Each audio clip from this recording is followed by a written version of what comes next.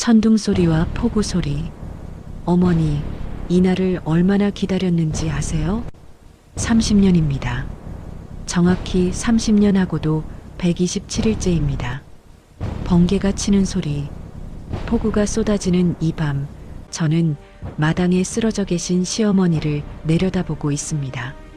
차가운 빗물에 흠뻑 젖은 그녀의 몸은 파리한 나뭇가지처럼 가늘게 떨리고 있었죠. 도와달라는 그녀의 눈빛이 보입니다. 하지만 저는 움직이지 않습니다. 그저 차갑게, 아주 차갑게 내려다볼 뿐입니다. 천둥 소리. 어머니, 제가 30년 동안 얼마나 많은 밤을 이렇게 쓰러져 울었는지 아십니까? 제 눈물이 얼마나 많았는지, 제 비명이 얼마나 컸는지 아십니까? 이제야 당신도 알게 되실 겁니다. 제가 누구인지, 제가 왜 여기 있는지, 그리고 이 모든 것이 무엇을 위한 것이었는지. 번개가 치고 여자의 차가운 웃음소리. 하지만 그 누구도 알지 못했습니다. 순하디 순한 며느리의 가슴 속에 30년간 아물지 않은 피눈물이 흐르고 있다는 것을. 오늘의 사연도 즐겁게 시청하시고 구독, 좋아요, 알림 설정으로 함께 해주세요. 시계 태엽 소리. 30년 전으로. 1995년 봄 20살의 이순자는 박진수와 결혼했습니다. 모두가 축복했죠. 아름다운 신부, 잘생긴 신랑, 부유한 집안. 완벽한 결혼이라고들 했습니다. 하지만 아무도 몰랐습니다. 그 신부의 웃는 얼굴 뒤에 숨겨진 복수의 칼날을, 그 맑은 눈동자 속에 타오르는 증오의 불꽃을. 식기 부딪히는 소리. 새벽 5시, 순자는 오늘도 어김없이 일어났습니다. 시어머니 박 여사의 아침상을 차리기 위해서입니다. 순자야. 네, 어머님. 이게 뭐야? 국이 왜 이렇게 짜? 내가 싱겁게 먹는다고 몇 번을 말했어. 죄송합니다, 어머님. 제가 실수했습니다. 다시 끓이겠습니다. 다시 끓여? 시간이 얼마나 걸리는데. 너 때문에 내 아침 스케줄이 다 틀어지잖아. 그릇 깨지는 소리. 쓸모없는 것. 30년을 가르쳐도 똑같아. 박 여사는 상을 발로 차 엎어버렸습니다. 뜨거운 국물이 순자의 손등에 튀었지만 그녀는 표정 하나 변하지 않았습니다. 제가 치우겠습니다, 어머님. 치우긴 뭘 치워. 너 같은 게 내 며느리라는 게 부끄러워 죽겠어. 명문가 며느리가 국 하나 제대로 못 끓이다니. 명문가.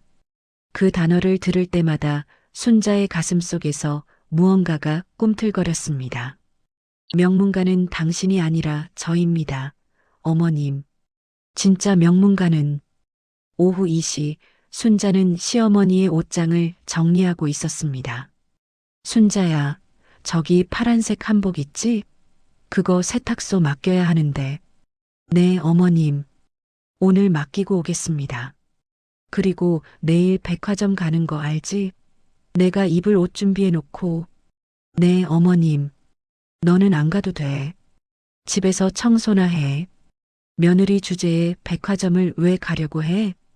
박 여사는 순자를 가족 모임에 데려가 본 적이 없었습니다. 친구들을 만날 때도, 사교 모임에서도, 심지어 명절 가족 사진을 찍을 때조차도요. 너 같은 게 우리 가문 사람인 척하면 창피하잖아. 조용히 구석에 있어. 그렇게 순자는 30년간 유령처럼 살았습니다. 있으나 없으나, 죽으나 사나 아무도 관심 없는 존재로. 저녁 7시, 박진수가 퇴근했습니다. 어머니, 다녀왔습니다. 오냐, 피곤하지? 어서 씻고 저녁 먹어라. 순자, 저녁은? 준비되어 있습니다. 진수야, 오늘 회사에서 무슨 일 있었어? 별일 없었어요, 어머니. 그래, 요즘 경기가 안 좋다던데 조심해야 해. 남편과 시어머니는 대화를 나눴습니다. 순자는 그들 사이에 존재하지 않았습니다. 30년간 한 번도 그들의 대화에 끼어본 적이 없었죠. 순자, 물 좀. 네. 아니, 진수야. 그 더러운 손으로 만진 물을 어떻게 마셔? 내가 따라줄게. 더러운 손.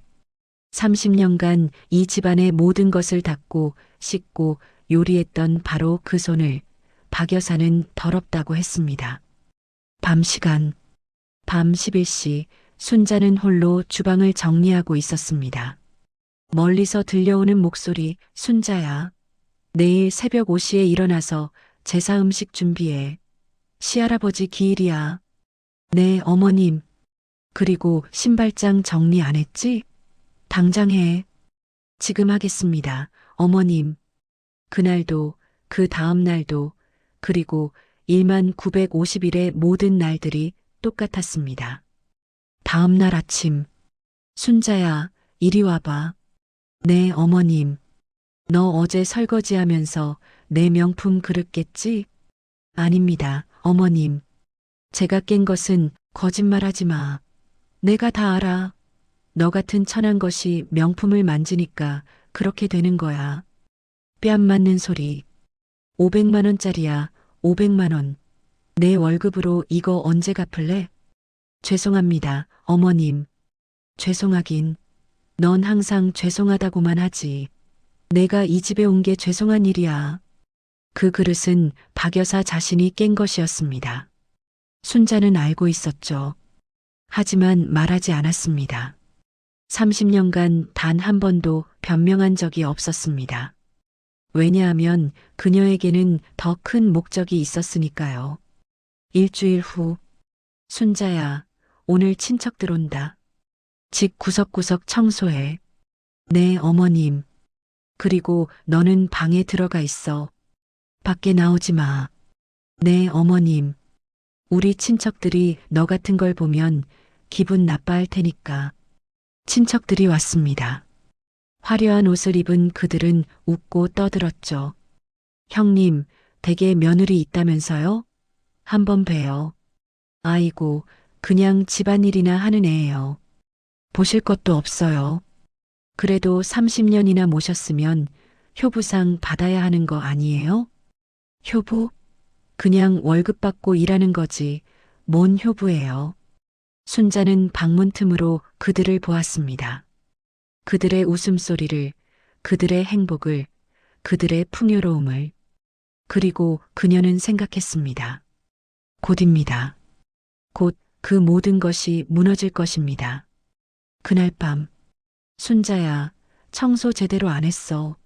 이게 뭐야? 죄송합니다, 어머님. 죄송하면 다야? 넌 30년 동안 죄송하다는 말밖에 못해. 다시 하겠습니다, 어머님. 다시 하긴. 너 정말 쓸모없어. 차라리 강아지를 키우는 게 나았어. 강아지. 박 여사는 순자를 강아지보다 못한 존재로 취급했습니다. 30년간 단 하루도 쉬지 않고, 하지만 순자는 알고 있었습니다.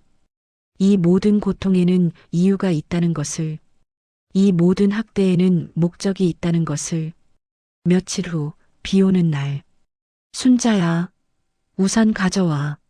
네, 어머님. 야, 너는 우산 쓰지 마. 나만 쓰면 돼. 네, 어머님. 며느리 주제에 비 맞는 게 뭐가 대수야. 개나 고양이도 비 맞잖아.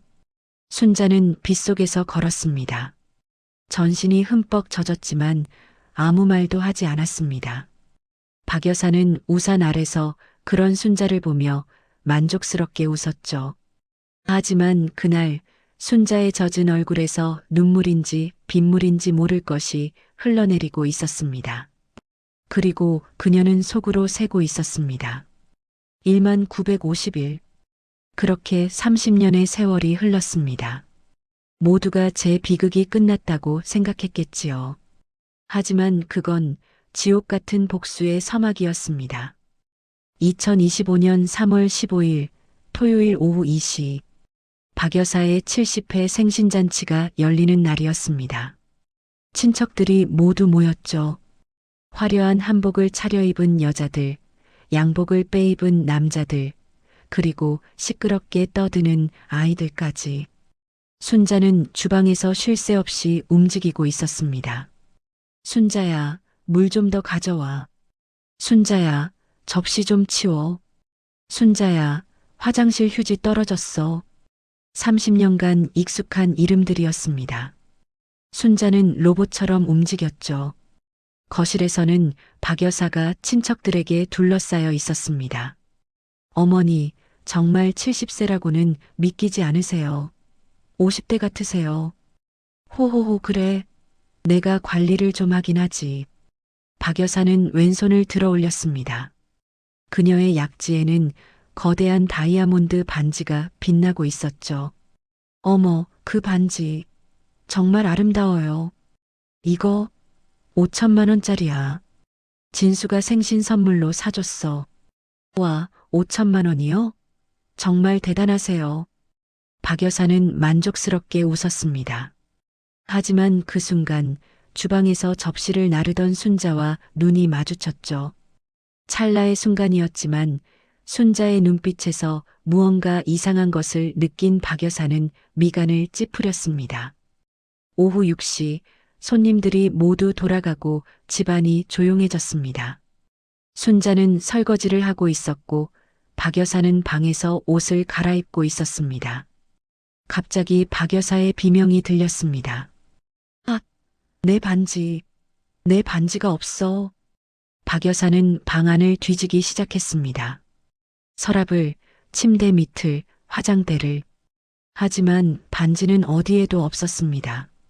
진수야, 진수야. 박진수가 급히 방으로 들어왔습니다. 왜 그러세요, 어머니? 내 반지, 5천만 원짜리 다이아 반지가 없어졌어. 뭐라고요? 방금 전까지 끼고 계셨잖아요. 맞아. 옷 갈아입으면서 여기 화장대에 뒀는데 지금 없어. 박 여사의 얼굴이 새하얗게 질렸습니다. 혹시 어디 떨어진 거 아닐까요? 아니야. 분명 여기 뒀어. 누가 가져간 거야?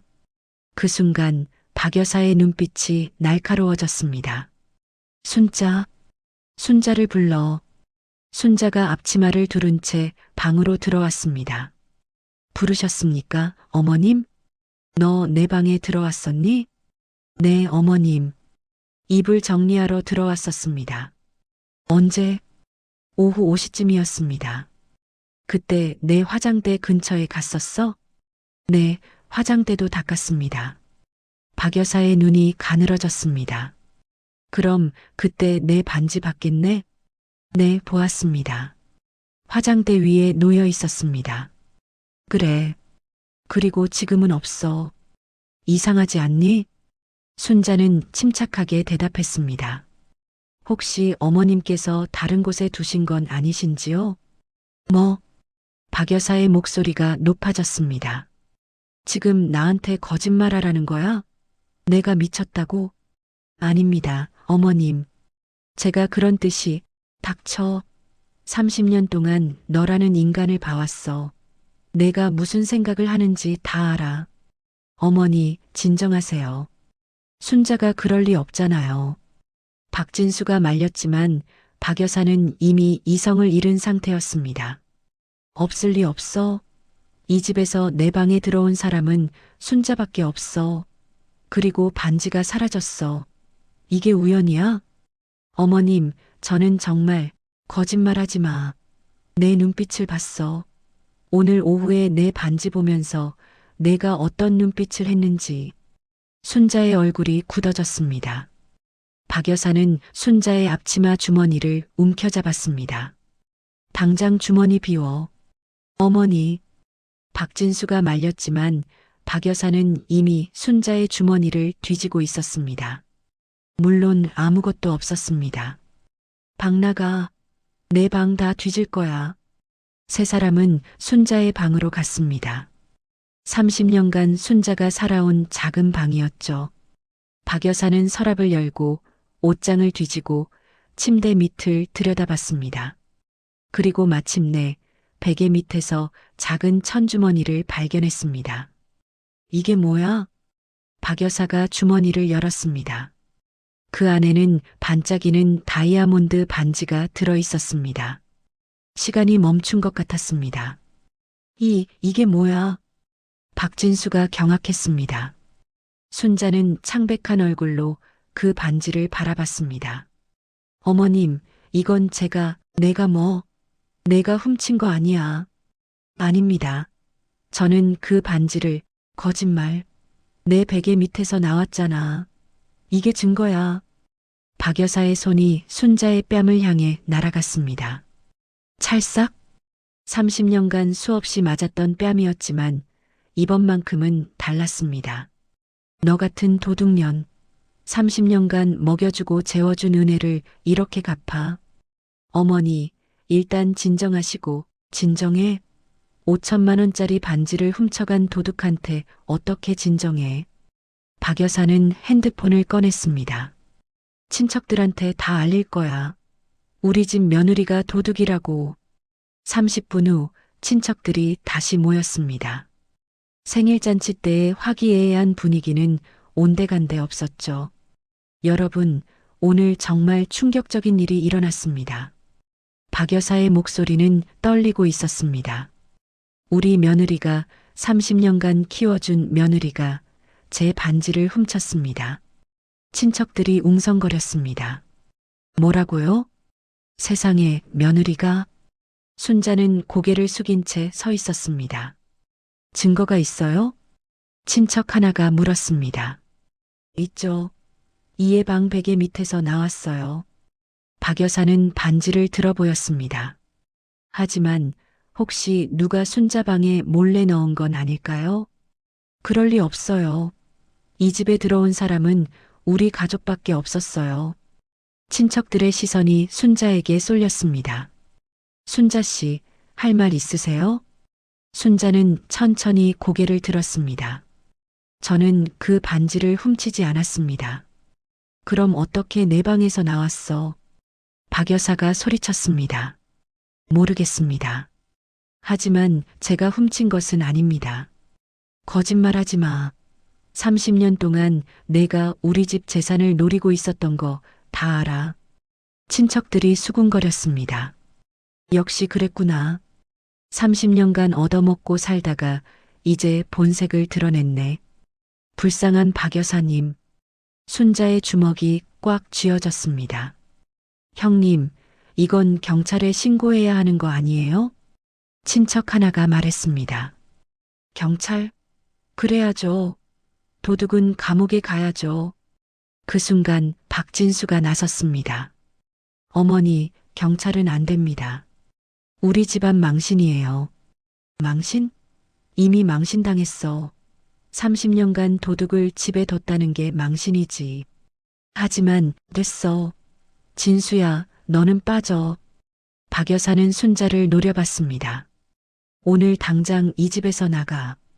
가진 것 하나 없이 나가. 어머님, 닥쳐. 30년간 먹여주고 재워준 것도 아깝다. 당장 나가. 순자는 떨리는 목소리로 말했습니다. 제 짐을 싸겠습니다. 짐? 무슨 짐? 내가 가져온 게 뭐가 있어? 빈손으로 왔으면 빈손으로 나가. 하지만 제 옷이라도 그 옷들 다 내 돈으로 산 거야. 내 건 하나도 없어. 순자는 아무 말도 하지 못했습니다. 당장 나가. 1분 안에. 순자는 천천히 몸을 돌렸습니다. 현관을 향해 걸어가는 순자의 뒷모습을 보며 박 여사가 마지막으로 소리쳤습니다. 30년간 내가 얼마나 우리 집안을 좀먹었는지 알아. 이제야 깨끗해지는 거야. 순자는 문 앞에서 멈춰 섰습니다.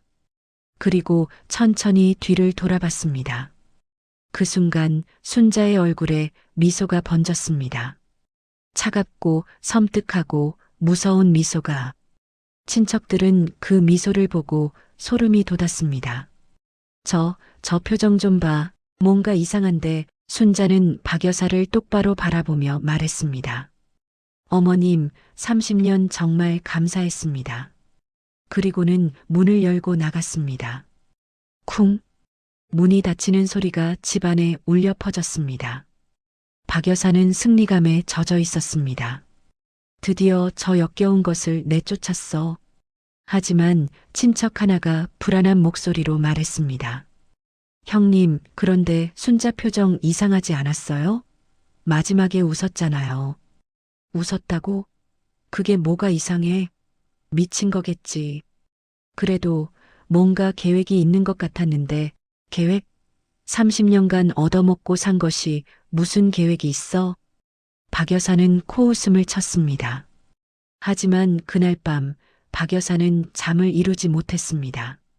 자꾸만 순자의 마지막 미소가 떠올랐기 때문입니다. 그리고 그 미소 속에 담긴 무언가가 박 여사의 가슴을 서늘하게 만들었습니다. 밖에서는 비가 내리기 시작했습니다. 쫓겨난 순자는 빗속을 걸어가고 있었습니다. 그녀의 입가에는 여전히 차가운 미소가 걸려 있었죠. 30년을 기다렸습니다. 이제 시작입니다. 진짜 복수는 지금부터입니다. 순자는 주머니에서 낡은 사진 한 장을 꺼냈습니다. 비에 젖어가는 그 사진 속에는 행복한 가족이 있었습니다. 아버지, 어머니, 그리고 어린 순자. 아버지, 어머니. 이제 곧 원수를 갚아드릴게요. 순자는 사진을 가슴에 품었습니다. 그리고 어둠 속으로 사라져갔습니다. 그날 밤 아무도 몰랐습니다. 쫓겨난 며느리가 사실은 잃을 것이 하나도 없는 사람이었다는 것을, 그리고 이제부터 모든 것을 잃게 될 사람은 박 여사 쪽이라는 것을, 모두가 제 비극이 끝났다고 생각했겠지요. 하지만 그건 지옥 같은 복수의 서막이었습니다. 비는 더욱 거세게 내렸습니다. 순자는 빗속을 걸으며 30년 전, 아니, 그보다 더 오래전으로 돌아가고 있었습니다. 1990년 그녀가 겨우 15살이었을 때로 시간이 거슬러 올라갑니다. 1990년 서울, 청담동. 이재혁? 순자의 아버지는 당대 최고의 건설업자였습니다. 재혁아, 이번 프로젝트 정말 대단하더라. 100억짜리 아파트 단지라며? 한 남자가 이재혁의 어깨를 두드리며 웃었습니다. 그 남자가 바로 박 여사의 남편, 박동철이었습니다. 하하, 그게 다 자네 덕분이야, 동철이. 자네가 투자자를 소개해줘서 가능했지. 아니야, 재혁이 형님 실력이 뛰어나니까 가능한 거지. 나는 그저 다리 역할만 한 거야. 두 사람은 20년 지기 친구였습니다. 함께 사업을 시작했고, 함께 성공했고, 서로를 형제처럼 믿었습니다. 형님, 우리 이번 프로젝트 성공하면 회사 같이 키워보자고. 나도 이제 본격적으로 건설업에 뛰어들고 싶어. 그래, 좋아. 우리 함께 대한민국 최고의 건설사를 만들어 보자고. 두 사람은 술잔을 부딪혔습니다. 하지만 아무도 몰랐습니다. 그 술잔 속에 독이 담겨 있다는 것을. 3개월 후, 재혁아, 큰일 났어. 박동철이 급히 이재혁의 사무실로 뛰어들어왔습니다. 무슨 일이야? 투자자들이 갑자기 손을 뗀대. 뭐? 갑자기? 왜? 모르겠어. 어제까지만 해도 괜찮다고 했는데 오늘 갑자기 계약 파기한다고. 이재혁의 얼굴이 창백해졌습니다. 그럼 프로젝트는? 중단이야. 이미 들어간 돈만 80억이야. 이거 회수 못하면 박동철은 말을 잇지 못했습니다. 이재혁은 머리를 감싸쥐었습니다. 은행 대출도 50억이나 받았는데 이걸 어떻게. 형님, 진정해. 내가 다른 투자자 알아볼게. 하지만 아무도 투자하려 하지 않았습니다. 이상했습니다. 분명 수익성 있는 프로젝트였는데 왜 모두가 거절하는 걸까요? 2주 후 이재혁은 알게 되었습니다. 누군가 뒤에서 손을 썼다는 것을, 그리고 그 누군가가 바로 박동철이라는 것을. 동철아, 이게 무슨 짓이야? 이재혁이 박동철의 멱살을 잡았습니다. 뭐가? 무슨 소리야? 투자자들한테 거짓 정보 흘린 거 너였지? 프로젝트에 하자가 있다고, 부도 위험이 있다고. 박동철은 이재혁의 손을 뿌리쳤습니다. 증거 있어? 내가 아니면 누가 그런 짓을 해? 형님, 사업이란 게 원래 그런 거야. 경쟁이지. 경쟁? 우리가 20년 친구인데. 친구? 사업에 친구가 어딨어? 박동철의 눈빛이 차갑게 변했습니다. 형님 회사 망하면 그 프로젝트 내가 인수할 거야. 반값에. 이재혁은 믿을 수 없다는 표정으로 박동철을 바라봤습니다. 너 처음부터 이걸 노린 거였어? 그렇지. 100억짜리 프로젝트를 50억에 가져가는 거 나쁘지 않잖아. 이재혁의 주먹이 박동철의 얼굴을 향했습니다.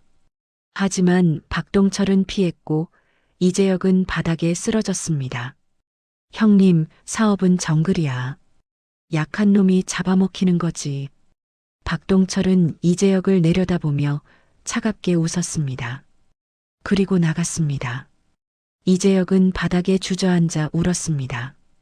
20년 우정이, 믿음이, 모든 것이 무너지는 순간이었습니다. 한 달 후, 이재혁의 회사는 부도가 났습니다. 은행은 빚을 독촉했고, 채권자들은 집 앞에서 난동을 부렸습니다.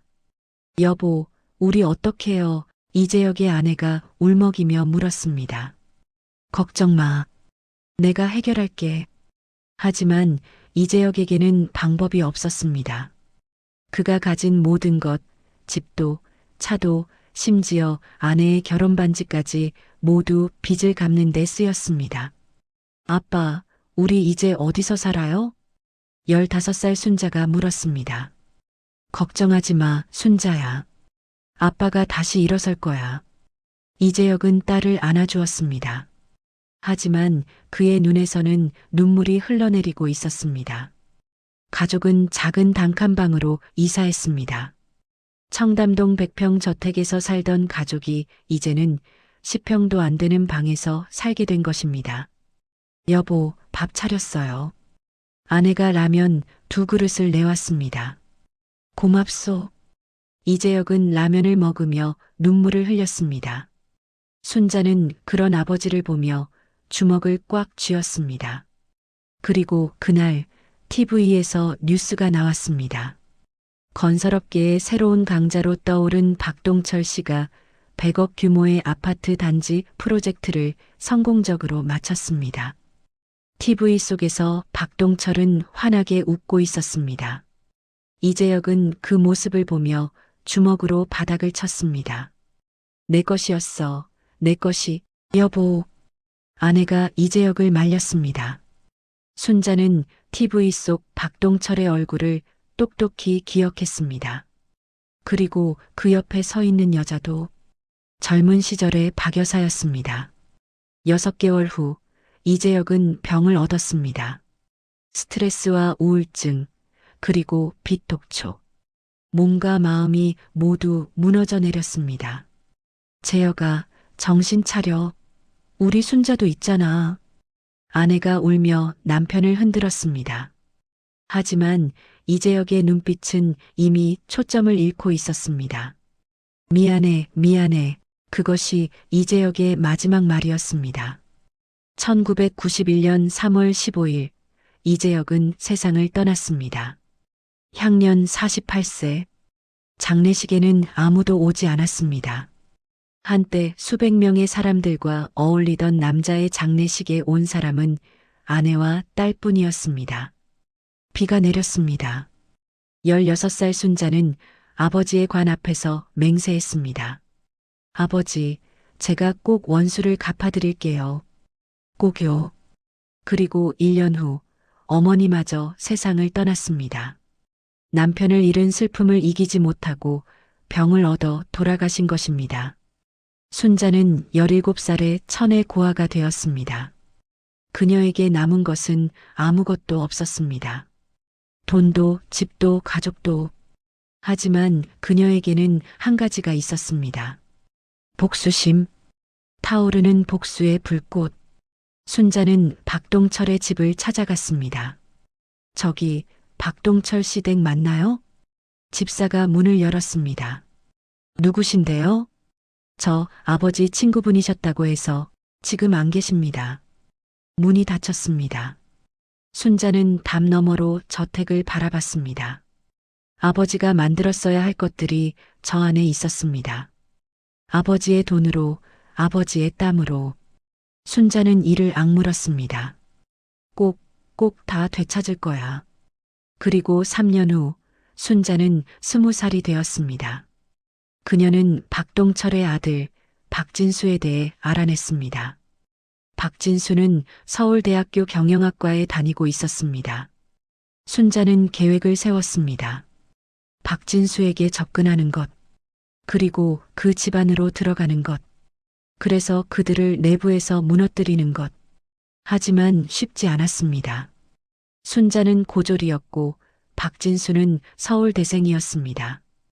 그녀는 낮에는 식당에서 일하고 밤에는 독학으로 공부했습니다. 2년 후 순자는 박진수가 자주 가는 카페에서 아르바이트를 시작했습니다. 어서 오세요. 순자는 환하게 웃으며 박진수를 맞이했습니다. 아메리카노 한 잔이요. 네, 곧 나옵니다. 순자는 박진수를 관찰했습니다. 그는 아버지와 달리 착해 보였습니다. 순진하고 세상 물정 모르고 엄마 말만 듣는 완벽한 표적이었습니다. 3개월 후 박진수는 순자에게 말을 걸기 시작했습니다. 여기 커피 맛있네요. 감사합니다. 자주 오시네요. 네, 여기가 조용해서 공부하기 좋아요. 공부하세요? 뭐 준비하시는데요? 회사 경영이요. 순자는 박진수를 보며 속으로 웃었습니다.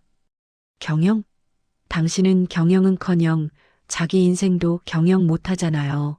엄마한테 끌려다니면서. 6개월 후 박진수가 순자에게 데이트 신청을 했습니다. 저기 시간 되시면 영화 보실래요? 순자는 잠시 고민하는 척했습니다. 그리고 수줍게 대답했습니다. 네, 좋아요. 완벽한 연기였습니다. 1년 후 박진수는 순자에게 프러포즈했습니다. 순자 씨, 저와 결혼해 주시겠어요?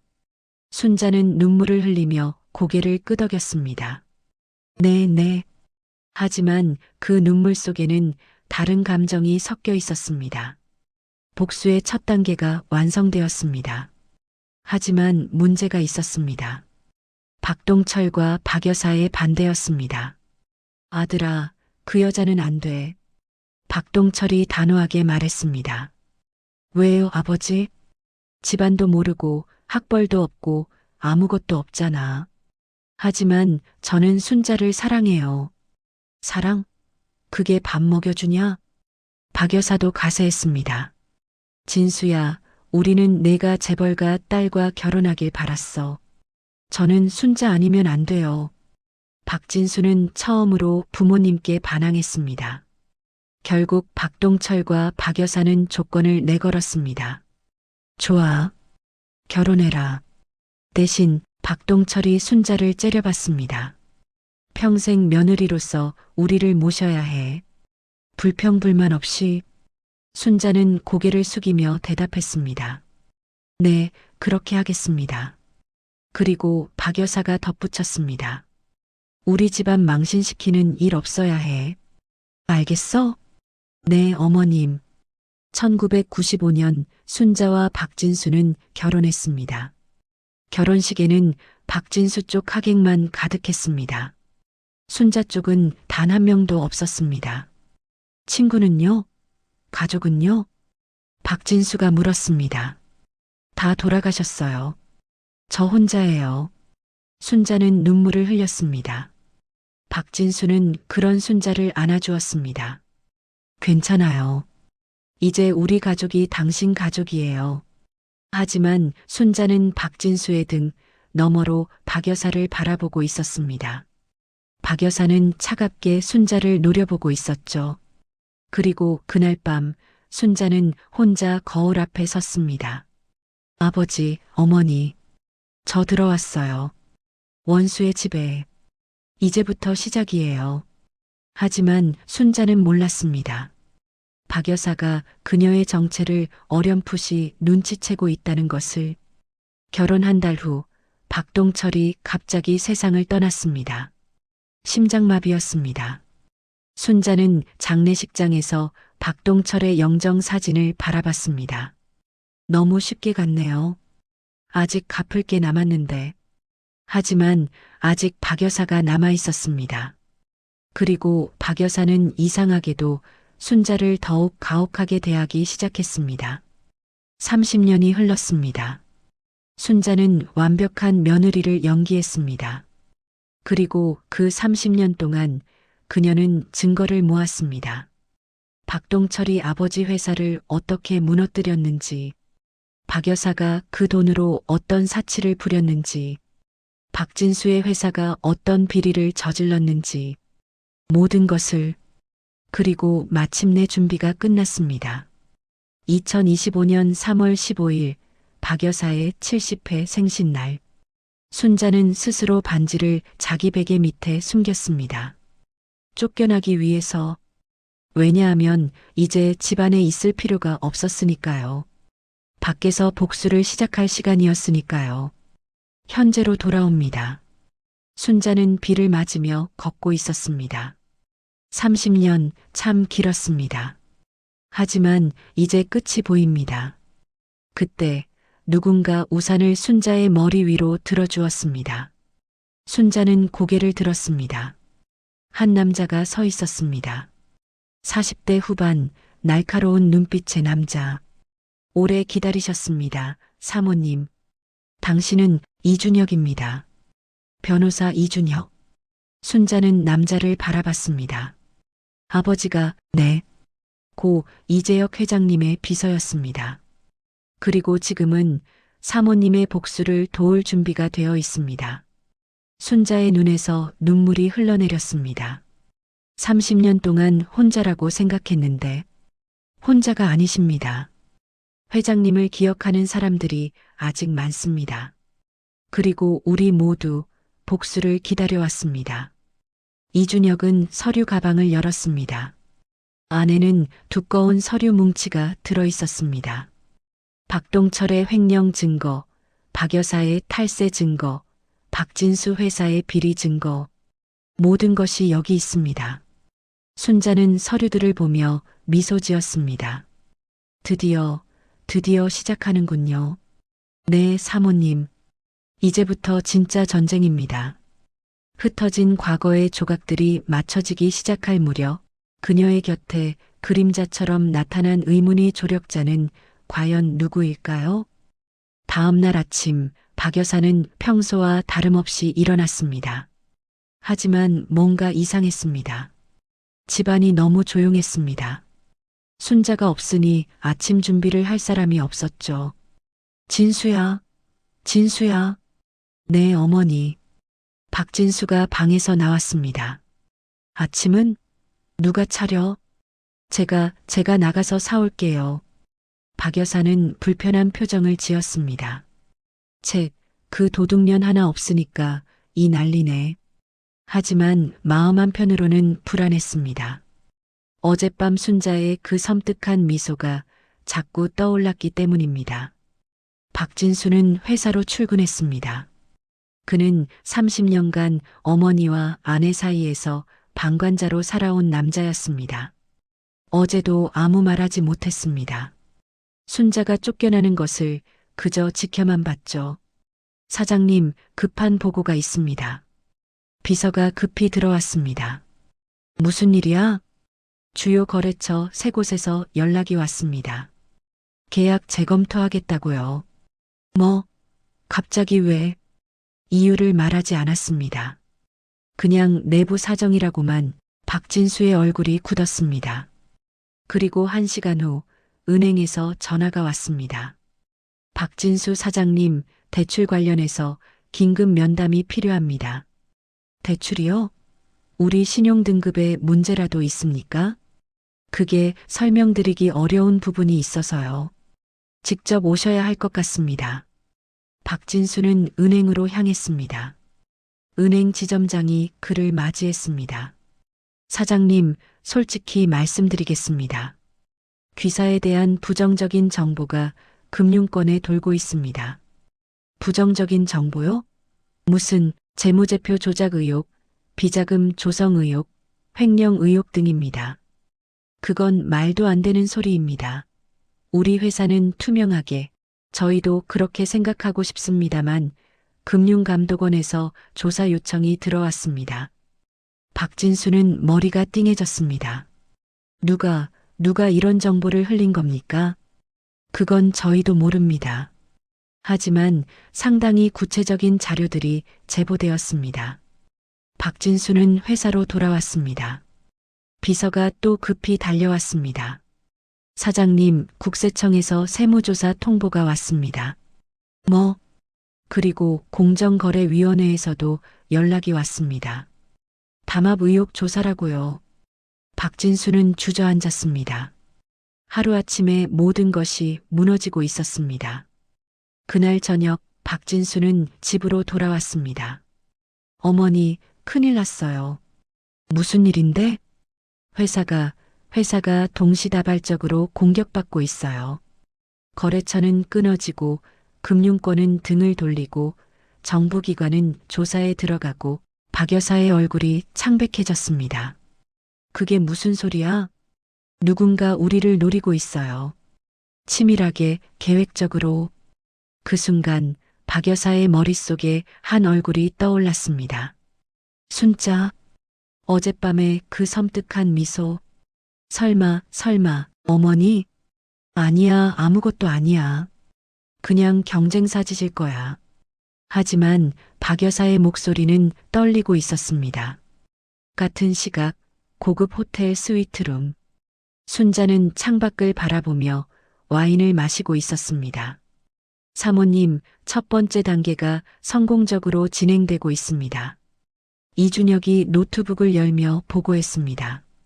박진수 회사 주가가 20% 하락했고 주요 투자자들이 지분 매각을 검토 중입니다. 좋아요.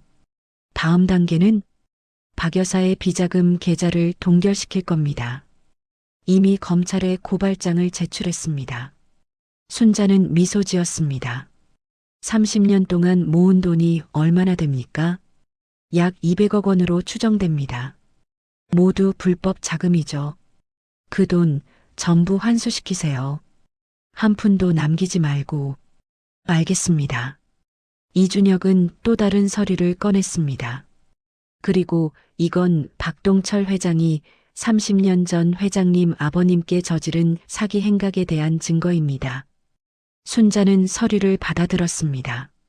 30년 전 투자자들에게 거짓 정보를 흘린 녹취록, 은행과 짜고 대출을 막은 증거, 부도를 유도한 문자 기록. 모든 것이 있었습니다. 이걸로 민사소송을 제기하겠습니다. 박동철은 죽었지만 그의 상속인들이 책임을 져야죠. 박 여사와 박진수에게 아버지의 빚을 갚게 하는 거군요. 네. 법적으로 정당한 절차입니다. 순자는 아버지의 사진을 꺼내봤습니다. 아버지, 보고 계세요? 이제 시작이에요. 다음 날 박 여사는 은행에서 전화를 받았습니다. 박 여사님, 귀하의 계좌가 검찰 명령으로 동결되었습니다. 뭐라고요? 탈세 및 불법 자금 의혹으로 조사 중입니다. 박 여사는 핸드폰을 떨어뜨렸습니다. 200억, 30년간 모은 돈이 한순간에 묶여버린 것입니다. 안 돼, 안 돼. 박 여사는 급히 변호사에게 전화했습니다. 변호사님, 이거 어떻게 해야 해요? 죄송합니다만 증거가 너무 확실합니다.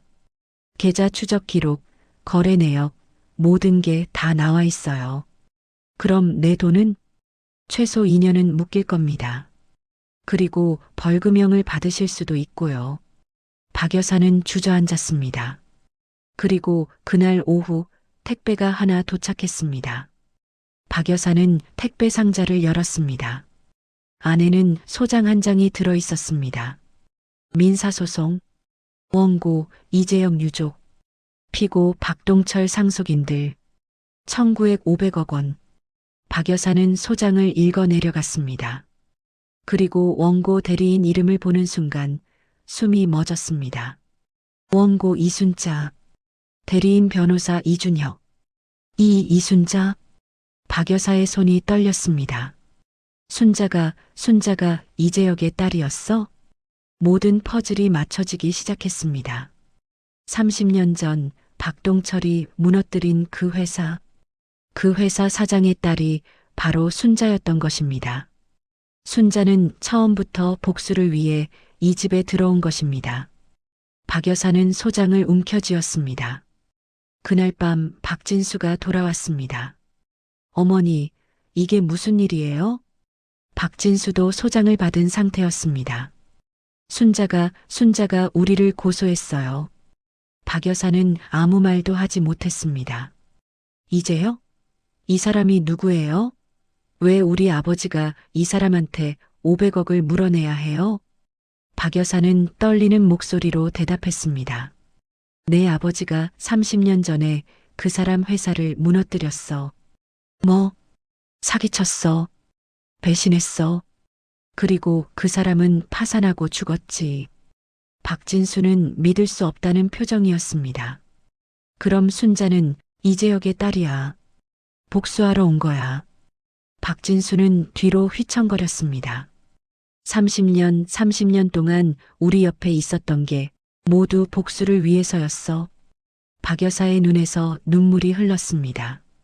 하지만 그것은 참회의 눈물이 아니었습니다. 분노의 눈물이었죠. 저 여자를 찾아. 당장. 박진수는 순자의 번호로 전화를 걸었습니다. 하지만 전화는 받지 않았습니다. 며칠 후 TV 뉴스에서 보도가 나왔습니다.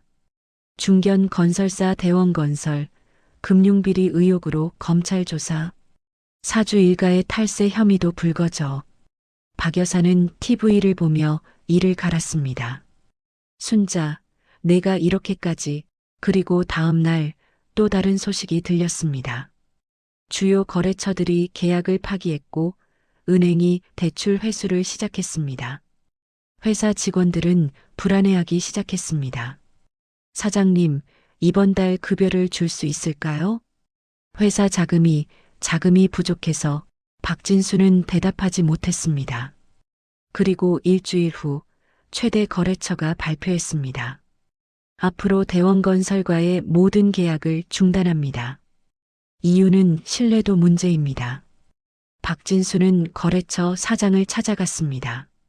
사장님, 30년 거래한 사이 아닙니까? 이렇게 갑자기. 미안하네. 하지만 자네 회사 소문이 너무 안 좋아. 같이 망하고 싶지 않아. 제발 한 번만 더 기회를. 불가능해. 이미 다른 회사와 계약했어. 박진수는 무릎을 꿇었습니다. 사장님, 제발요. 일어나게. 보기 안 좋아. 거래처 사장은 박진수를 일으켜 세웠습니다. 자네도 알겠지만 사업은 정글이야. 약한 놈이 잡아먹히는 거지.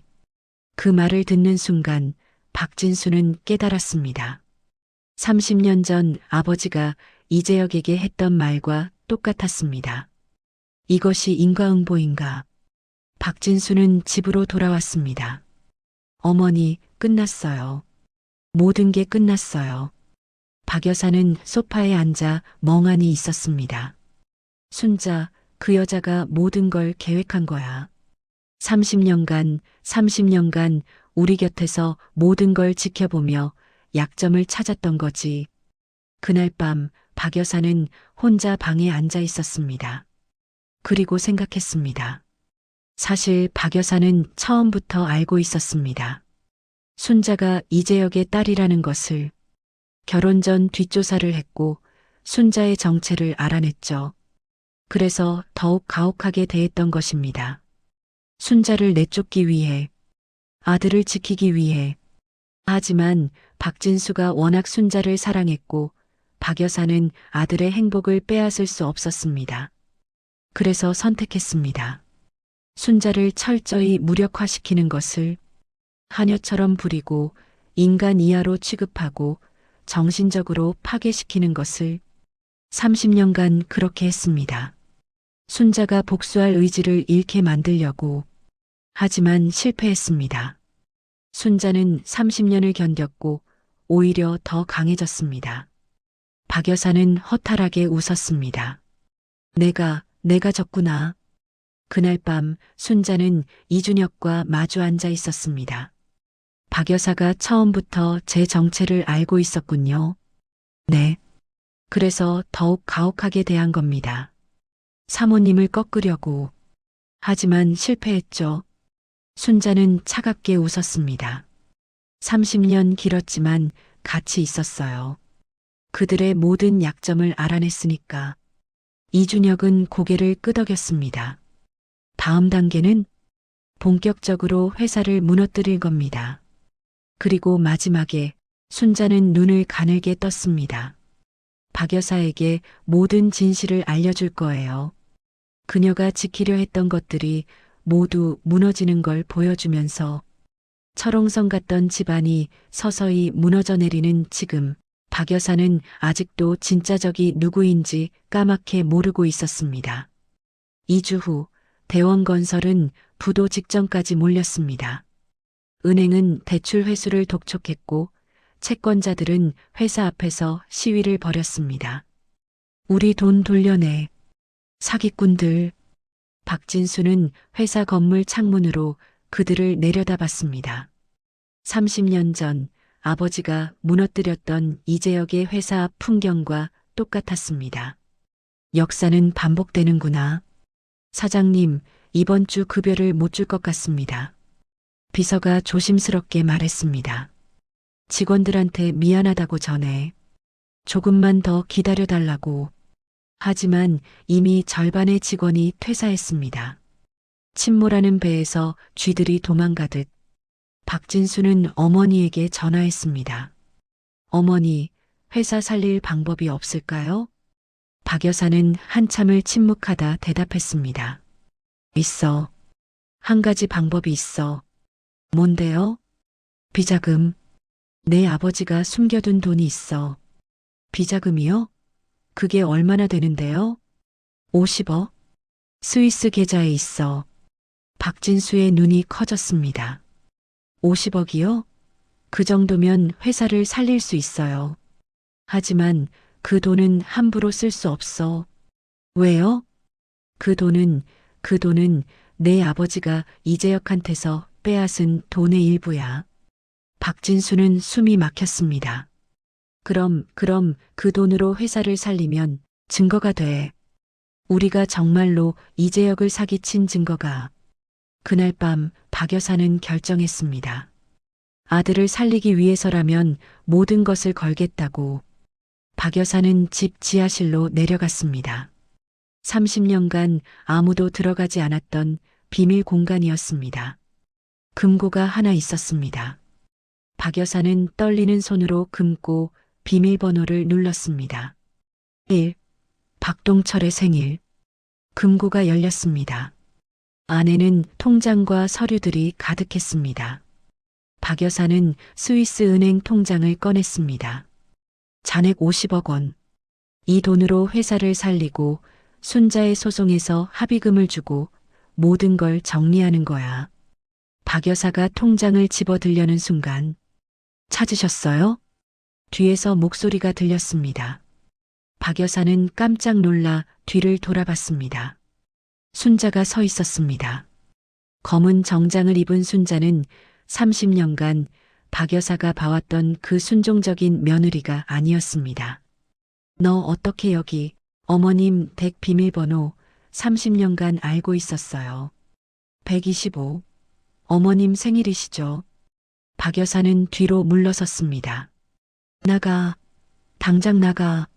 순자는 천천히 다가왔습니다. 어머니, 그거 찾으세요? 30년 전 저희 아버지가 피눈물로 모았던 돈 말입니다. 박 여사의 얼굴이 창백해졌습니다. 네, 내가 뭘 안다고 다 알아요. 시아버지가 어떻게 우리 아버지를 배신했는지, 거짓 정보를 흘려서 투자자들을 떼어내고 은행 대출을 막고 회사를 부도내고 그 와중에 빼돌린 돈이 100억이었다는 것. 그건 그중 50억은 시아버지가 쓰셨고 나머지 50억이 바로 저 금고 안에 있는 거죠. 순자는 금고를 가리켰습니다. 박 여사는 아무 말도 하지 못했습니다. 30년 동안 제가 왜 이 집에서 견뎠는지 아세요? 순자의 목소리가 낮게 깔렸습니다. 바로 이 순간을 위해서였어요. 어머님이 마지막 희망을 찾으러 오는 이 순간을요. 박 여사는 뒤로 물러서다 벽에 등을 부딪혔습니다. 너 정말, 네, 저예요. 이재혁의 딸. 어머님이 30년간 파괴하려 했던 그 여자. 순자는 한 걸음 더 다가왔습니다. 어머님은 처음부터 아셨죠? 제가 누군지. 박 여사는 고개를 돌렸습니다. 그래서 더욱 잔인하게 대하신 거예요. 저를 꺾으려고, 저를 무력화시키려고. 맞아. 너 같은 복수의 화신을 내 아들 곁에 둘 수 없었어. 박 여사가 소리쳤습니다. 30년간 너를 지켜봤어. 내가 언제 본색을 드러낼지, 언제 아들을 해칠지. 그래서 저를 하녀처럼 부리고 사람 이하로 취급하셨군요. 그래. 너를 완전히 짓밟아서 복수할 의지조차 잃게 만들려고 했어. 박 여사의 눈에서 눈물이 흘렀습니다. 하지만 실패했어요. 순자는 차갑게 웃었습니다. 오히려 30년 동안 어머님의 모든 약점을 알아냈죠. 비리도 탈세도 횡령도 심지어 이 금고의 존재까지. 넌 악마야. 악마.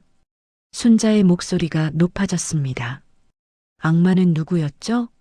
친구를 배신하고 그의 가족을 파멸시키고 그 딸을 30년간 학대한 사람이 누구였죠? 우린 생존했을 뿐이야. 사업은 정글이야. 생존이요? 100억을 빼앗아서 사치하며 산 게 생존이에요? 순자는 금고에서 서류를 꺼냈습니다. 여기 다 있어요. 시아버지가 빼돌린 돈으로 산 명품들, 해외여행, 고급차. 제 아버지가 죽어가는 동안 어머님은 파리에서 쇼핑하고 계셨죠. 그만해. 박 여사가 귀를 막았습니다. 그만하긴요. 이제 시작인데. 순자는 핸드폰을 꺼냈습니다. 여보세요, 검사님. 위치 보내드릴게요. 증거는 지하실 금고에 있습니다. 뭐 하는 거야? 박 여사가 핸드폰을 빼앗으려 했지만 순자는 피했습니다. 네, 스위스 은행 통장도 있고 횡령 증거 서류도 다 있습니다. 30분 안에 오시면 됩니다. 순자는 전화를 끊었습니다. 미쳤어. 너 정말 미쳤어. 미쳤죠. 30년간 미치지 않고 어떻게 견뎠겠어요. 순자의 눈에서 눈물이 흘렀습니다. 제가 얼마나 많이 울었는지 아세요? 밤마다 베개를 적시며 울었어요. 어머님한테 뺨 맞고 욕먹고 무시당하면서. 그럼 왜 안 나갔어? 왜 30년이나 있었어? 왜 있었냐고요? 순자는 박 여사를 똑바로 바라봤습니다. 복수하려고요. 완벽하게, 철저하게. 어머님이 모든 것을 잃는 걸 보려고요. 박 여사는 주저앉았습니다. 제발 진수만은, 내 아들만은 살려줘. 진수 오빠요? 순자는 차갑게 웃었습니다.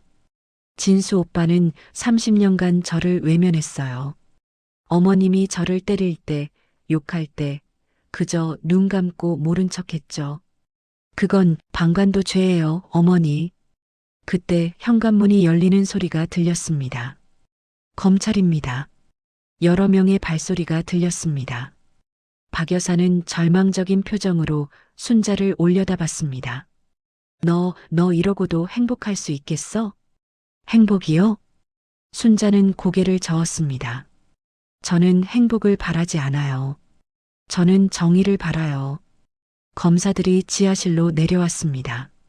박 여사님, 횡령 및 탈세 혐의로 체포하겠습니다. 검사가 수갑을 꺼냈습니다. 박 여사는 마지막으로 순자를 바라봤습니다. 순자야, 부탁이야.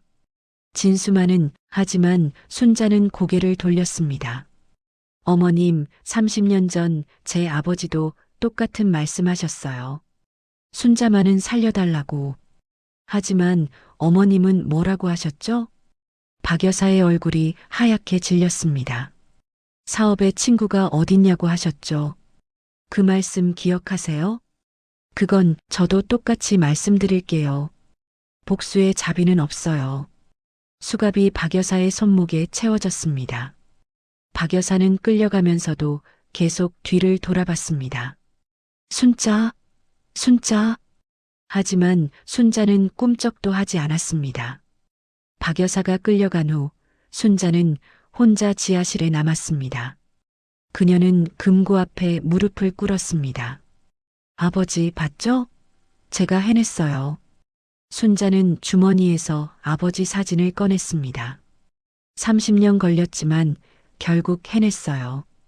그녀의 눈에서 눈물이 쏟아졌습니다. 하지만 왜일까요, 아버지?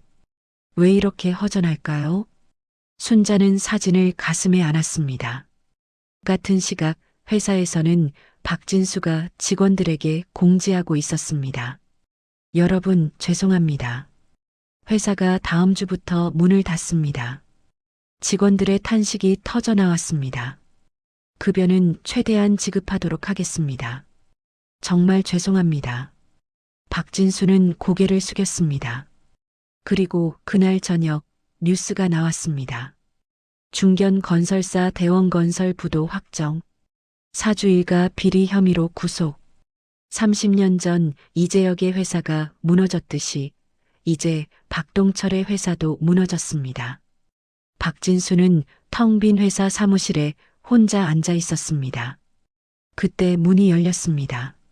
순자가 들어왔습니다. 박진수는 순자를 보고 일어섰습니다. 순자, 아니, 이순자 씨.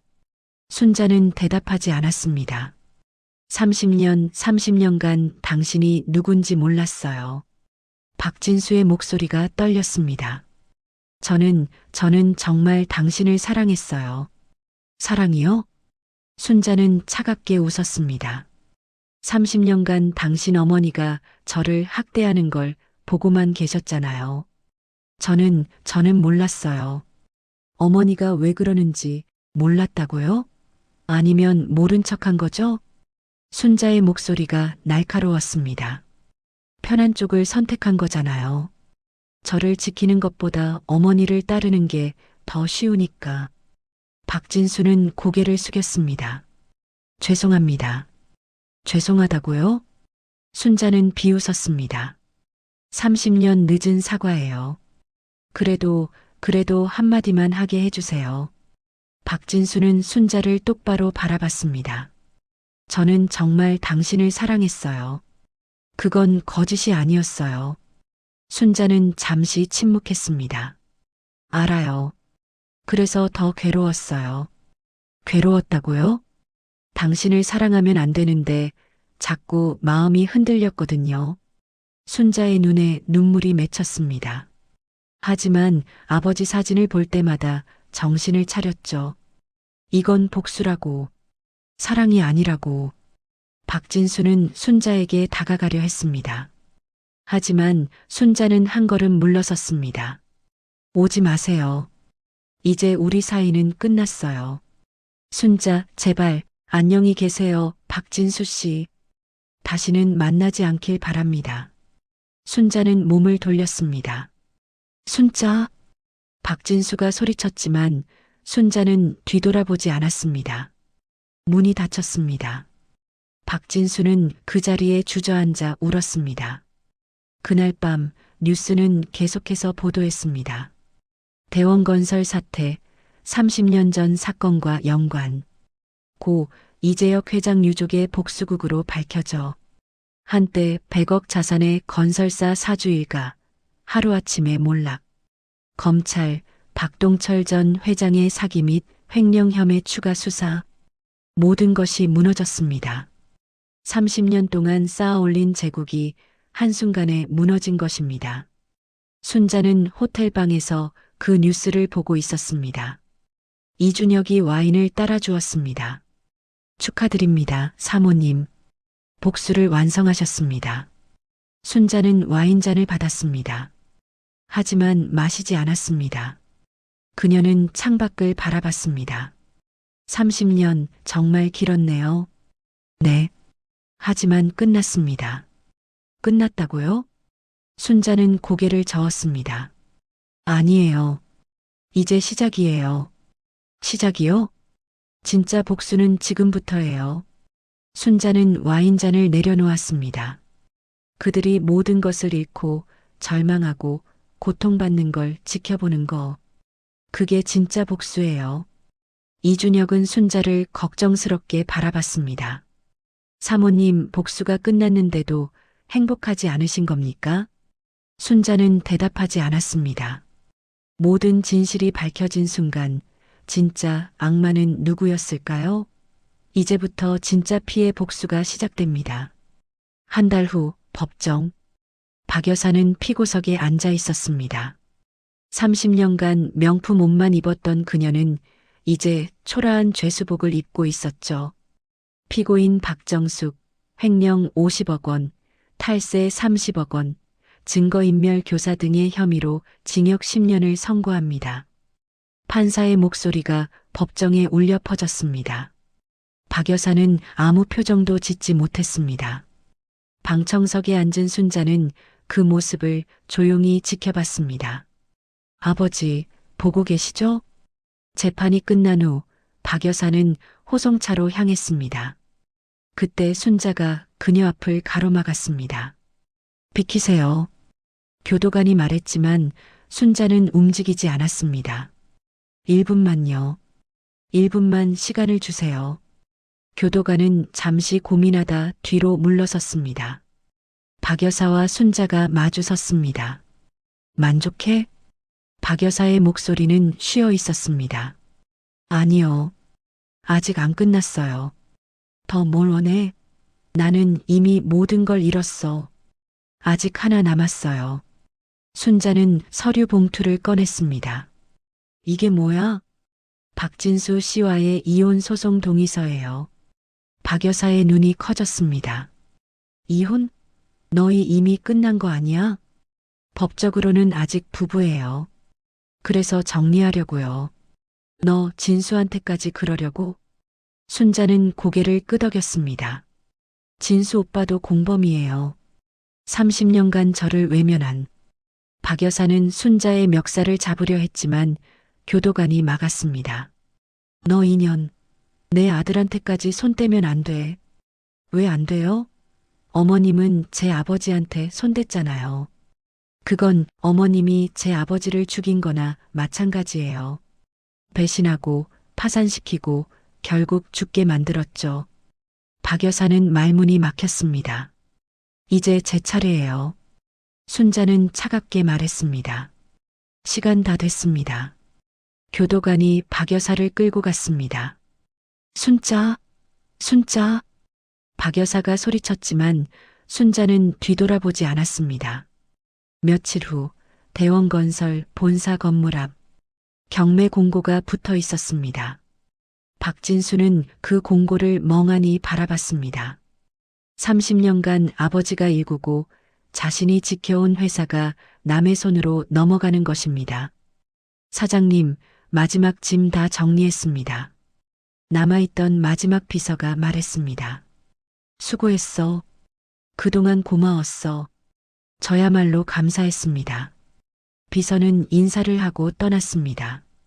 박진수는 텅 빈 사무실을 둘러봤습니다. 30년의 추억이 있는 곳이었습니다. 하지만 이제 모두 끝났습니다. 그때 문이 열렸습니다. 한 남자가 들어왔습니다. 이준혁이었습니다. 박진수 씨, 처음 뵙겠습니다. 변호사 이준혁입니다. 당신이 순자를 도운, 네, 고 이재혁 회장님의 비서였습니다. 박진수는 고개를 숙였습니다. 저희 아버지가 죄송합니다. 사과받으러 온 게 아닙니다. 이준혁은 서류를 내밀었습니다. 이혼 동의서입니다. 서명해 주시죠. 박진수는 서류를 받아들었습니다. 순자는 정말 이혼하려고요? 당연하죠. 30년간의 거짓 결혼을 정리하는 겁니다. 거짓이라고요? 이준혁은 차갑게 웃었습니다. 처음부터 복수를 위한 결혼이었어요. 사랑 같은 건 없었습니다. 박진수의 손이 떨렸습니다. 저는 진심으로 사랑했는데 그건 당신 착각입니다. 박진수는 서류를 내려다봤습니다. 그리고 떨리는 손으로 서명했습니다. 이혼에 동의합니다. 하지만 박진수는 이준혁을 바라봤습니다. 순자한테 전해주세요. 제 사랑만큼은 진짜였다고. 이준혁은 서류를 받아들고 나갔습니다. 박진수는 그 자리에 주저앉았습니다. 회사도 재산도 어머니도 이제 아내까지 모두 잃었습니다. 일주일 후 박 여사의 저택 앞 압류 딱지가 붙어 있었습니다. 30년간 살았던 100억 원짜리 저택이 경매로 넘어간 것입니다. 박진수는 집 안으로 들어갔습니다. 텅 빈 집이었습니다. 가구도 그림도 모든 것이 압류되어 사라졌습니다. 그는 어머니 방으로 갔습니다. 방 한가운데 작은 상자 하나만 남아 있었습니다. 박진수는 상자를 열었습니다. 안에는 오래된 사진들이 들어 있었습니다. 아버지, 어머니, 그리고 어린 자신의 사진. 행복했던 시절의 기록이었습니다. 박진수는 사진을 보며 눈물을 흘렸습니다. 아버지, 저희가 잘못했습니다. 그날 밤 순자는 이준혁과 마주 앉아 있었습니다. 모든 절차가 끝났습니다. 이제 사모님은 자유입니다.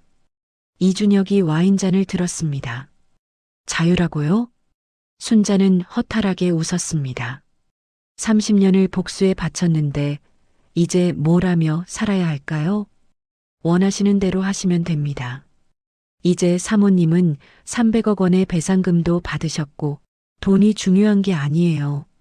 그럼 뭐가 중요합니까? 순자는 대답하지 못했습니다.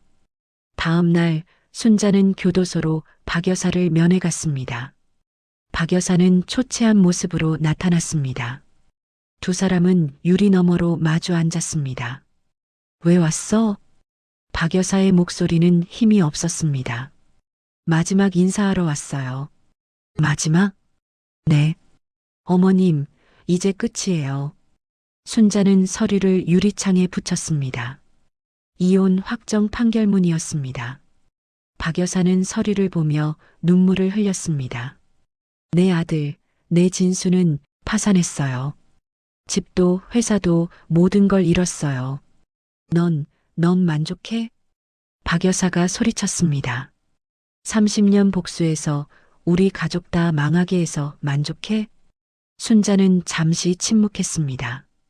아니요. 만족 안 해요. 뭐? 오히려 공허해요. 텅 빈 것 같아요. 박 여사는 순자를 빤히 바라봤습니다. 30년을 복수 하나만 보고 살았더니 이제 아무것도 없어요. 목표도 의미도. 그럼 왜 그랬어? 왜 우릴 이렇게 만들었어? 왜냐고요? 순자의 눈에서 눈물이 흘렀습니다. 어머님이 먼저 시작했잖아요. 제 아버지를 죽인 건 어머님이에요. 우린 생존한 거야. 사업에서. 생존이요? 순자는 비웃었습니다. 친구 배신하고 100억 빼앗은 게 생존이에요? 그 돈으로 명품 사고 해외여행 다닌 게 생존이에요? 박 여사는 고개를 숙였습니다. 그리고 30년간 저를 학대한 건 뭐예요? 그것도 생존이었어요? 너를 경계한 거야. 내 정체를 알았으니까. 알면서도 30년을 곁에 뒀잖아요. 왜요? 진수가 널 사랑했으니까. 박 여사는 울먹였습니다. 아들의 행복을 빼앗을 순 없었어. 그래서 너를 무력화시키려 했던 거야. 그래서 저를 하녀처럼 부렸어요? 사람 이하로 취급했어요? 내가 복수할 의지를 잃게 만들려고, 아들을 해칠 생각을 못하게 만들려고. 하지만 실패했죠. 순자는 차갑게 말했습니다. 오히려 저를 더 강하게 만들었어요. 박 여사는 유리창에 이마를 대고 울었습니다. 미안해, 정말 미안해. 30년 늦었어요. 순자는 일어섰습니다. 안녕히 계세요, 어머님. 10년 후에 출소하시면 아무것도 남아있지 않을 거예요. 순자, 제발. 박 여사가 소리쳤지만 순자는 돌아보지 않았습니다. 그날 밤 박 여사는 독방에서 쓰러졌습니다. 심장마비였습니다. 30년간의 스트레스와 충격이 한꺼번에 몰려온 것입니다. 교도관이 발견했을 때는 이미 의식이 없었습니다. 박 여사는 응급실로 옮겨졌습니다. 박진수는 급히 병원으로 달려왔습니다. 어머니, 어머니, 환자 보호자분이신가요? 의사가 나왔습니다. 네, 제 어머니예요. 상태가 어떻습니까? 심각합니다. 급성 심근경색인데 나이도 있으시고 스트레스가 심했던 것 같아요. 제발, 제발 살려주세요. 박진수는 의사에게 매달렸습니다. 최선을 다하겠습니다. 의사는 다시 응급실로 들어갔습니다. 박진수는 복도에 주저앉아 울었습니다. 그때 누군가 다가왔습니다. 순자였습니다. 박진수는 순자를 보고 일어섰습니다. 당신 때문이야. 어머니가 이렇게 된 게. 순자는 아무 말도 하지 않았습니다. 만족해? 어머니까지 죽게 만들어서 만족해? 박진수가 소리쳤습니다. 죽으면 안 돼요. 순자가 조용히 말했습니다. 뭐? 어머님이 죽으면 안 돼요. 아직 죗값을 다 치르지 않았어요. 너 진짜. 박진수는 순자를 때리려 했지만 손을 멈췄습니다. 당신도 괴물이 됐어. 우리 아버지처럼. 순자는 고개를 돌렸습니다. 알아요. 저도 알아요. 그녀의 목소리는 떨리고 있었습니다. 6시간 후 수술이 끝났습니다. 다행히 목숨은 건졌습니다. 하지만 의사가 조심스럽게 말했습니다. 반신불수가 됐습니다. 오른쪽 몸을 못 쓰시게 됐어요. 박진수는 주저앉았습니다. 박 여사는 중환자실에 누워 있었습니다. 한때 화려했던 여자는 이제 반신불수 환자가 되어 침대에 묶여 있었습니다. 순자는 유리창 너머로 박 여사를 바라봤습니다. 어머님, 이게 진짜 벌이에요. 죽는 것보다 더한. 박 여사는 눈물을 흘리며 순자를 바라봤습니다. 하지만 말도 움직임도 할 수 없었습니다. 순자는 천천히 돌아섰습니다. 그리고 병원을 나왔습니다. 밖에서는 비가 내리고 있었습니다. 30년 전 아버지가 쓰러졌던 날도 이렇게 비가 왔었죠. 순자는 빗속에 서서 하늘을 바라봤습니다. 아버지, 복수 끝났어요. 그들이 모든 것을 잃었어요. 하지만 왜일까요? 왜 이렇게 허전할까요? 순자는 눈물을 흘렸습니다. 비인지 눈물인지 모를 것이 그녀의 얼굴을 타고 흘러내렸습니다. 원수를 모두 무너뜨리고 모든 것을 손에 넣은 그녀.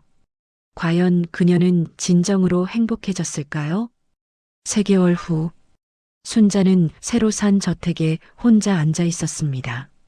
300억 원의 배상금으로 산 100평짜리 펜트하우스였습니다. 한강이 내려다 보이는 최고급 주택이었죠. 30년 전 아버지가 살았던 집보다 더 큰 집이었습니다. 하지만 텅 비어 있었습니다. 가구도 사람도 따뜻함도 없는 공간이었습니다. 순자는 거대한 거실 한가운데 홀로 앉아 와인을 마시고 있었습니다. 사모님, 집들이 하시는 건 어떻습니까? 이준혁이 물었습니다. 집들이요? 누구를 부릅니까?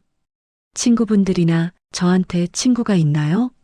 순자는 허탈하게 웃었습니다. 30년간 복수만 생각하며 살았는데 친구를 사귈 시간이 어디 있었겠어요. 이준혁은 아무 말도 하지 못했습니다. 가족도 없고 친구도 없고 이제 남편도 없어요. 순자는 와인잔을 내려놓았습니다. 300억이 있어도 이 집은 너무 조용해요. 사모님, 괜찮아요. 제가 선택한 길이에요. 순자는 창밖을 바라봤습니다. 한강 너머로 서울 야경이 펼쳐져 있었습니다. 아름다운 풍경이었지만 순자의 눈에는 아무것도 들어오지 않았습니다. 이준혁이 떠난 후 순자는 혼자 남았습니다. 그녀는 아버지 사진을 꺼내봤습니다. 아버지, 저 해냈어요. 복수 완성했어요. 하지만 왜일까요? 왜 이렇게 마음이 공허할까요? 순자는 사진을 가슴에 안았습니다. 제가 뭘 잘못한 걸까요? 그때 현관 초인종이 울렸습니다. 순자는 일어나 문을 열었습니다. 아무도 없었습니다. 하지만 문 앞에 편지 한 장이 놓여 있었습니다. 순자는 편지를 집어들었습니다. 박진수의 필체였습니다. 순자에게 이 편지를 쓰는 게 맞는지 모르겠습니다. 하지만 쓰지 않으면 평생 후회할 것 같아서 씁니다. 당신이 30년간 우리 곁에 있으면서 얼마나 고통스러웠을지 이제야 조금 알 것 같습니다. 저는 비겁했습니다. 어머니와 당신 사이에서 방관했습니다. 당신이 매 맞고 욕먹고 무시당하는 걸 보면서도 아무것도 하지 않았습니다. 그게 제 죄입니다. 하지만 한 가지만은 진실입니다. 저는 정말로 당신을 사랑했습니다. 복수를 위한 거짓 결혼이었다는 걸 알고도 그 30년의 추억 중 단 하루라도 진짜였으면 좋겠습니다. 이제 저는 모든 것을 잃었습니다. 회사도, 집도, 어머니도, 당신도. 남은 건 후회뿐입니다. 어머니는 지금 요양병원에 계십니다. 반신불수가 되셔서 혼자서는 아무것도 못하십니다. 매일 당신 이름을 부르십니다. 말은 못하시지만 눈물을 흘리며 뭔가 말하려 하십니다. 아마도 미안하다는 말일 겁니다. 30년 늦었지만요. 순자, 저는 당신을 용서해달라고 하지 않겠습니다. 용서받을 자격이 없으니까요. 하지만 당신이 행복했으면 좋겠습니다. 복수를 이루고 나서도 행복하길 바랍니다. 안녕히 지내세요. 박진수 올림. 순자는 편지를 읽으며 눈물을 흘렸습니다. 그날 밤 순자는 잠을 이루지 못했습니다. 박진수의 편지가 자꾸 떠올랐기 때문입니다. 그리고 박 여사의 모습도 반신불수가 되어 침대에 누워 눈물만 흘리는 그 모습이. 순자는 일어나 거울을 봤습니다. 거울 속에는 낯선 여자가 있었습니다. 차갑고 냉혹하고 공허한 눈빛의 여자. 이게 나인가? 순자는 거울을 만졌습니다. 복수를 위해 30년을 살았더니 나 자신을 잃어버렸어. 다음 날 아침 순자는 요양병원으로 향했습니다. 박 여사가 있는 곳이었습니다. 왜 가는지 스스로도 알 수 없었습니다. 그저 가야 할 것 같았습니다. 병실 문을 열었습니다. 박 여사는 침대에 누워 있었습니다. 한쪽 몸을 못 쓰게 된 그녀는 초라하게 누워 있었죠. 순자를 보자 박 여사의 눈에서 눈물이 흘렀습니다. 입술이 떨렸지만 말은 나오지 않았습니다. 순자는 침대 옆 의자에 앉았습니다. 두 사람은 한참 동안 말없이 마주봤습니다. 어머님, 순자가 먼저 입을 열었습니다. 제가 이겼어요. 완벽하게. 박 여사의 눈에서 눈물이 더 흘렀습니다. 어머님은 모든 걸 잃었고 저는 모든 걸 얻었어요. 돈도 명예도 복수도. 순자는 잠시 멈췄습니다. 그런데 왜 이렇게 허전할까요? 박 여사는 순자의 손을 잡으려 했습니다. 하지만 마비된 손은 움직이지 않았습니다. 30년을 복수만 생각하며 살았더니 이제 남은 게 없어요. 순자의 목소리가 떨렸습니다. 사랑하는 사람도 가족도 친구도 없어요. 복수 외에는 아무것도 없었거든요. 박 여사의 입술이 움직였습니다. 미안해 라고 말하려는 것 같았습니다. 어머님도 그러셨을까요? 제 아버지를 배신하고 나서 후회하셨을까요? 박 여사는 고개를 끄덕였습니다. 눈물이 줄줄 흘러내렸습니다. 늦었어요. 30년 너무 늦었어요. 순자도 울었습니다. 하지만 저도 마찬가지예요. 저도 30년을 증오로 살았어요. 두 여자는 울며 서로를 바라봤습니다. 가해자와 피해자, 복수자와 응징받는 자. 하지만 지금 이 순간 그들은 똑같았습니다. 인생을 잃어버린 두 여자였습니다. 순자는 박 여사의 손을 잡았습니다. 마비된 차가운 손이었습니다. 어머님, 이제 그만 놓아요. 박 여사는 순자를 바라봤습니다. 증오도 복수도 모두 놓아요. 30년이면 충분해요. 순자의 눈에서 눈물이 쏟아졌습니다. 저도 이제 그만 놓을래요. 아버지도 원하실 것 같아요. 박 여사는 순자의 손을 꼭 쥐었습니다. 움직이지 않는 손이었지만 순자는 그 마음을 느꼈습니다. 며칠 후 순자는 변호사 사무실을 찾았습니다. 변호사님, 소송 취하하고 싶어요. 이준혁은 놀란 표정으로 순자를 봤습니다. 소송 취하요? 무슨 말씀이십니까? 박 여사와 박진수 씨에 대한 모든 소송요. 배상금도 돌려줄게요. 사모님, 30년을 기다리신 복수 끝났어요. 순자는 조용히 말했습니다. 그들은 이미 모든 걸 잃었어요. 더 이상 벌 줄 게 없어요. 하지만 그리고 저도 깨달았어요. 순자는 창밖을 바라봤습니다. 복수는 저를 자유롭게 하지 못했어요.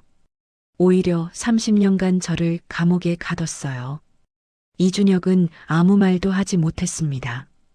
회장님, 아버지께서도 원하지 않으실 겁니다. 딸이 복수 때문에 인생을 망치는 걸. 순자는 이준혁을 바라봤습니다. 이제 저 진짜로 자유롭고 싶어요. 이준혁은 고개를 끄덕였습니다. 알겠습니다, 사모님. 한 달 후 모든 소송이 취하되었습니다. 박진수는 순자에게서 편지를 받았습니다. 진수 오빠, 복수를 멈추기로 했어요. 더 이상 증오하지 않기로요. 30년간 저를 지배했던 복수심이 사실은 저를 가둔 감옥이었다는 걸 깨달았어요. 어머님께 전해주세요. 용서한다고. 그리고 미안하다고. 저도 30년간 증오로 사는 동안 괴물이 되어버렸어요. 이제 다시 사람이 되고 싶어요. 오빠도 새로운 시작하세요. 과거에 얽매이지 말고. 우리 모두 자유로웠으면 좋겠어요. 안녕히 계세요. 순자 올림. 박진수는 편지를 읽으며 울었습니다. 순자는 아버지 산소를 찾았습니다. 30년 만의 방문이었습니다. 아버지, 어머니. 순자는 무덤 앞에 무릎을 꿇었습니다. 용서해 주세요. 제가 복수 때문에 30년을 낭비했어요. 바람이 불었습니다. 마치 아버지가 괜찮다고 말하는 것 같았습니다. 이제 내려놓을게요. 증오도 복수도 모두. 순자는 눈물을 닦았습니다. 그리고 이제 제 인생을 살게요. 제가 원하는 대로. 그녀는 일어섰습니다. 처음으로 가슴이 가벼워진 느낌이었습니다. 30년간 짊어졌던 무게를 내려놓은 것 같았습니다. 6개월 후, 순자는 작은 카페를 열었습니다. 아버지가 좋아하던 커피를 파는 카페였습니다. 이름은 제역 커피. 첫 손님이 들어왔습니다. 어서 오세요. 순자는 환하게 웃으며 맞이했습니다. 30년 만에 처음 짓는 진짜 웃음이었습니다. 저녁이 되자 이준혁이 찾아왔습니다. 사모님, 잘 지내시는 것 같네요. 네, 행복해요. 처음으로 순자는 커피를 내왔습니다. 복수를 내려놓으니 보이더라고요. 세상이 이렇게 아름다운지. 이준혁은 미소 지었습니다. 회장님도 기뻐하실 겁니다. 그날 밤 순자는 혼자 카페에 앉아 있었습니다. 하루의 일과를 정리하며 커피를 마셨습니다. 그때 문이 열렸습니다. 박진수였습니다. 두 사람은 멈춰 섰습니다. 오랜 침묵 후 순자가 먼저 말했습니다. 어서 오세요. 뭘 드릴까요? 박진수는 잠시 망설이다 대답했습니다. 아메리카노 한 잔이요. 순자는 고개를 끄덕이고 커피를 내렸습니다. 박진수는 자리에 앉았습니다. 두 사람은 말없이 커피를 마셨습니다. 편안한 침묵이었습니다. 더 이상 증오도 복수도 없는 시간이었습니다. 30년 만에 처음으로 그들은 그저 두 사람이었습니다. 창밖으로 눈이 내리기 시작했습니다. 흰 눈이 세상을 덮어가고 있었습니다. 과거의 상처들을 조용히 덮어주듯 순자는 창밖을 바라보며 생각했습니다. 용서는 타인을 위한 것이 아니라 스스로를 증오의 감옥에서 풀어주는 마지막 열쇠구나. 30년간 복수에 갇혀 살았지만 이제야 자유로워졌습니다. 그리고 깨달았습니다. 진짜 복수는 증오를 이기는 것이 아니라 증오로부터 자유로워지는 것이라고. 한 평생을 바친 복수의 끝에서 그녀가 마주한 것은 이미 산산조각 나버린 자기 자신의 모습이었습니다. 하지만 산산조각 난 자신을 다시 맞추는 것, 그것이 진짜 용기였습니다. 순자는 미소 지었습니다. 처음으로 진심으로 그녀의 새로운 인생이 시작되는 순간이었습니다.